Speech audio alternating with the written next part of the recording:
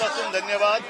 आणि लढाईला आता सुरुवात झालेली आहे। ही आपली पहिली लढाई होती आणि त्याच्यामध्ये जे यश मिळालेलं आहे हे यश हे सगळं तुमचं आहे। मी फक्त निमित्त मात्र आहे, तुमच्या सगळ्यांची अफाट मेहनत आणि सगळ्यांचे आशीर्वाद, जनतेचे आशीर्वाद, या सगळ्यांचा मी ऋणी आहे। आणि मी सगळ्यांना एवढंच सांगतो की असंच प्रेम आणि आशीर्वाद असू द्या। त्या आशीर्वादाला आणि प्रेमाला मी कधी दगा देणार नाही। आता लढाईची सुरुवात झालेली आहे आणि आपण यांना हरवू शकतो हा विश्वास सर्वसामान्यांच्या मनात तुम्ही उत्पन्न करून दिलेला आहात, निर्माण केलेला आहे। आणि